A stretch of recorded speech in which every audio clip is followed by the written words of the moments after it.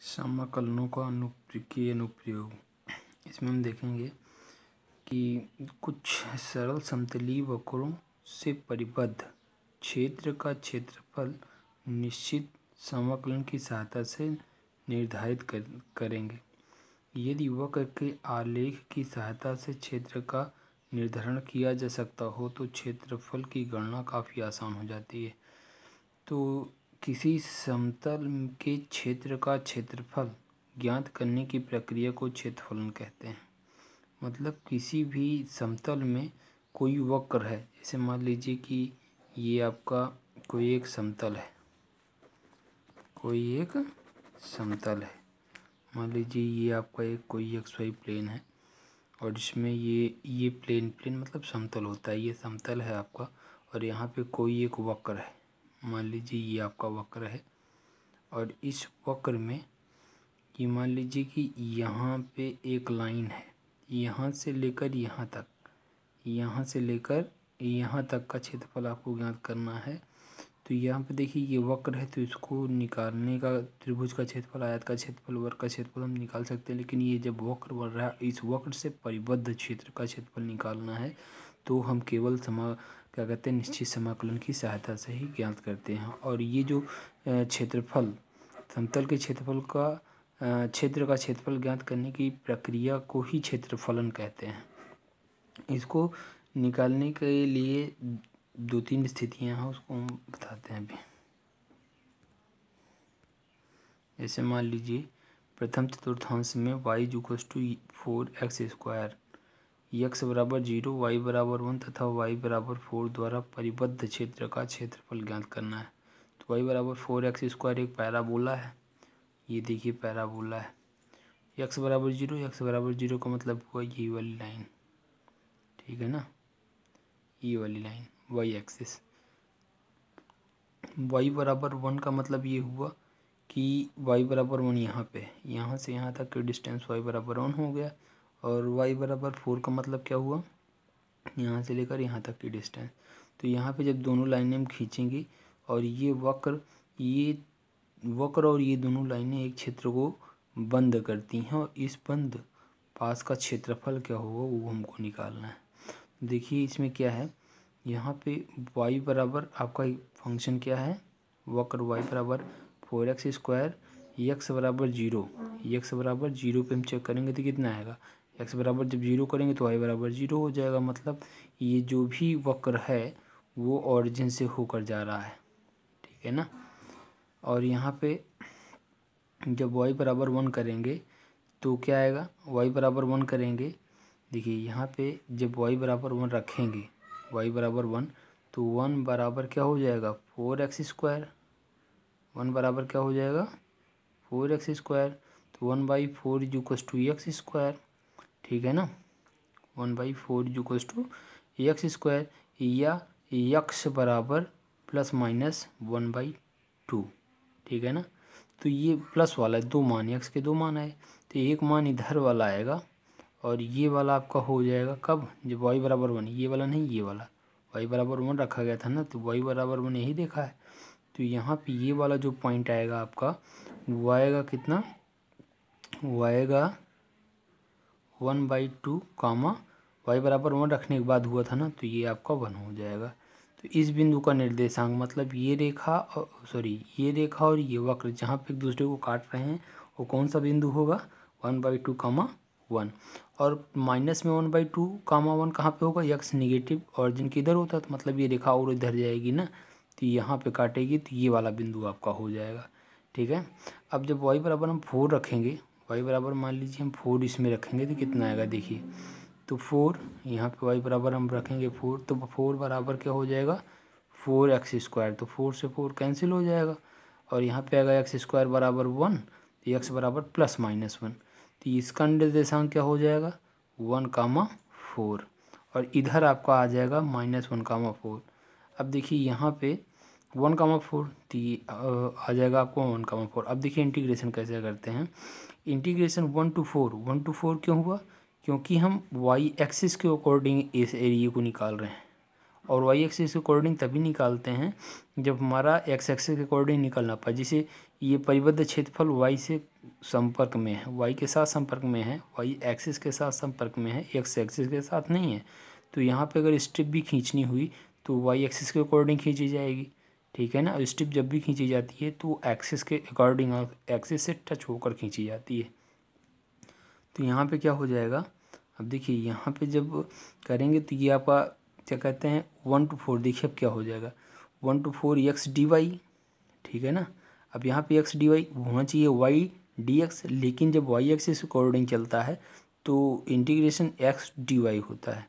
अब यहाँ से हम एक्स की वैल्यू निकालेंगे फंक्शन से, वक्र से, तो यहाँ पे क्या आएगा, देखिए y/4 हो जाएगा, y/, एक्स स्क्वायर बराबर क्या हो जाएगा y/4, और x बराबर क्या हो जाएगा √y/2।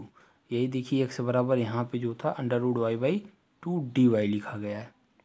यहाँ पे प्लस माइनस होना चाहिए था, लेकिन हमने प्लस इसलिए लिखा कि ये इस तरफ का एरिया है, राइट साइड का, प्रथम चतुर्थांश में पूरा पॉजिटिव होगा ये फंक्शन, ये इधर का होता तो निगेटिव लिया जाता, ठीक है ना। अब यहाँ पे देखिए 1 to 4 क्यों लिखा गया है, वाई एक्सिस के अकॉर्डिंग जब निकाल रहे हैं तो हमारा ये जो कोटि होता है ये 1/4 ले रहे हैं, ठीक है ना, लोअर लिमिट और अपर लिमिट, तो यहाँ पे 1/4 हो गया, ठीक है। अब ये हो जाएगा √y/2 dy = अब इसका हम जब इंटीग्रेशन करेंगे तो ये आएगा, लिमिट रख देंगे तो ये आएगा, और इसको सॉल्व करेंगे तो क्या हो जाएगा 2 सही 1/3, ये आपका आंसर है। जब हम क्या कहते हैं वाई एक्सिस के अकॉर्डिंग कोई एरिया निकालते हैं तब की कंडीशन है। जब हम एक्स एक्सिस के अकॉर्डिंग निकालते हैं, देखिए जैसे यहाँ पे x बराबर 0 एवं x बराबर 2π तथा वक्र y sin x से घिरे क्षेत्र का क्षेत्रफल ज्ञात करना है। देखिए यहाँ पे वक्र y = sin x का आरेख ऐसे होता है अल्टरनेट फॉर्म में, ठीक है ना। यहाँ से यहाँ तक ये पाई होता है और यहाँ पाई से 2π नीचे जाता है, ठीक है ना। तो देखिए यहाँ पे इसका इंटीग्रेशन अब हम कैसे करेंगे, अब देखिए ये अगर स्ट्रिप यहाँ पे खींचेंगे तो एक्स एक्सिस के संपर्क में स्ट्रिप है, ठीक है ना, एक्स एक्सिस के संपर्क में स्ट्रिप रहेगी। तो हम इसको कैसे करेंगे, देखिए ये पहले चतुर्थांश में ऊपर है तो ये एरिया पॉजिटिव में आएगा, क्यों आएगा, क्योंकि ये वाई देखिए ऊपर पॉजिटिव होता है और वाई हमारा क्या होता है आंसर। आंसर का मतलब क्या है कि वाई जो है ये ऊपर की ओर है, इसलिए ये एरिया पॉजिटिव होगा। जब नीचे की ओर जो होता है वो एरिया निगेटिव होता है, लेकिन एरिया निगेटिव नहीं होता है फिलहाल, लेकिन नीचे की ओर है तो ये निगेटिव ही आएगा, क्योंकि नीचे की ओर वाई आपका निगेटिव होता है। तो यहाँ पे देखिए 0 से पाई जो इंटीग्रेशन किया गया है 0 से पाई, ये सिंपली इंटीग्रेशन किया गया है with respect to x, plus में ये जो नीचे है पाई टू 2π, पाई से 2π के बीच में जो एरिया साइन एक्स का है फंक्शन का, उसमें देखिए माड लगा है। माड इसलिए लगा है क्योंकि ये वाई एक्सिस के नीचे की ओर है, और जिनसे नीचे की ओर वाई एक्सिस निगेटिव होता है, तो ये जब हम अगर माड नहीं लगाएंगे तो ये हमारा जो एरिया आएगा वो निगेटिव में आएगा। इसलिए हमने क्या किया कि इसको मार लगा दिया, क्योंकि एरिया कभी निगेटिव नहीं होती। तो यहाँ पे देखिए जब सॉल्व करेंगे, यहाँ पे सब सॉल्व करेंगे, सॉल्व करते करते जाएंगे तो यहाँ पे देखिए अब यहाँ पे आया, यहाँ पे आपका क्या हो गया माइनस कास पाई का मतलब क्या होता है -1, ठीक है ना। कास 0 का मतलब 1 होता है, पहले से माइनस लगा हुआ है, ठीक है ना। तो ये हो जाएगा माइनस माइनस प्लस 1, और ये कास 0 1 1 1 2 हो जाएगा। लेकिन ये देखिए यहाँ पे माइनस कास 2π का भी -1 होता है और कास पाई का -1 होता है, तो -1 -2 1 -2 हो जाता है, -2 होता और वो भी एरिया -2 होता, तो 100% ये सही तो नहीं है, क्योंकि एरिया कभी निगेटिव नहीं होता है। तो यहाँ पे ये -1 और -1 -2 हुआ, लेकिन माड लगाया गया था पहले, क्योंकि एरिया नीचे की ओर था ना, वाई एक्सिस के इधर देखिए एरिया नीचे की ओर था, इसलिए यहाँ पे हमने क्या लगाया था माड, ये माड लगाया था, और यहाँ पे भी माड लगेगा, तो -1 -2 हो जाएगा, और -2 जब माड से बाहर आएगा तो निरपेक्ष मान है, तो हमेशा पॉजिटिव हो जाएगा। और ये दो 2 2 4 दोनों की इकाई जोड़ने पर 4 हो जाएगा इसका क्षेत्रफल, 4 वर्ग इकाई। अब देखिए दो वक्रों के मध्य का क्षेत्रफल, दो कोणों के मध्य का क्षेत्रफल हम कैसे निकालते हैं देख लीजिए। जैसे ये है दो वक्र, यदि दो वक्र y1 = f(x) तथा y2 = gx इस प्रकार हों कि f(x) is greater than gx। देखिए ये आपका हमने ये जो ऊपर वाला ग्राफ है ये y1 = f(x) है, ये जो नीचे वाला ग्राफ है ये y2 = gx है, ठीक है ना। ऊपर वाला है इसलिए ये ज़्यादा है, ऊपर वाला भाई y एक्सिस जितना भी ऊपर ग्राफ बनेगा उसमें जितने भी पॉइंट होंगे सब मैक्सिमम होंगे, नीचे वाला मिनिमम होगा। इसलिए जो ऊपर वाला है ये आपका क्या है, मैक्सिमम। इसलिए एफ एक्स यहाँ पे क्या है, f x is greater than g x, तथा दोनों वक्र एक दूसरे को दो बिंदुओं पर प्रतिच्छेद करते हैं। दो बिंदु पर कौन से, एक्स बराबर 1 पर और एक्स बराबर बी पर। एक्स बराबर ए पर और एक्स बराबर बी पर प्रतिच्छेद करते हैं, तब इसका अभिष्ट जो क्षेत्रफल होगा वो क्या होगा, एरिया। ये जो एरिया है इसका एरिया क्या हो जाएगा, इंटीग्रेशन ए टू बी लगाएंगे। फिर यहाँ पे देखिए ब्रैकेट में y1 पहले अपर लिमिट ऊपर वाला, ये y1, फिर माइनस में नीचे वाला। ऊपर वाला पहले इसलिए होता है कि अगर ऊपर वाला हम लगाएंगे तो इससे x बराबर a और x बराबर b के बीच में पूरा का पूरा एरिया देगा, पूरा ऊपर से इस वक्र से नीचे x एक्सिस तक जितना भी एरिया होगा सब देगा। लेकिन हमको केवल इतने का चाहिए, तो ये वाला भी जो नीचे वाला है, नीचे वाला भी अगर हम यहाँ पे a टू b लगाएंगे, a से b की ओर लगाएंगे, तो ये नीचे वाला एरिया पूरा देगा, यहाँ से लेकर यहाँ तक का।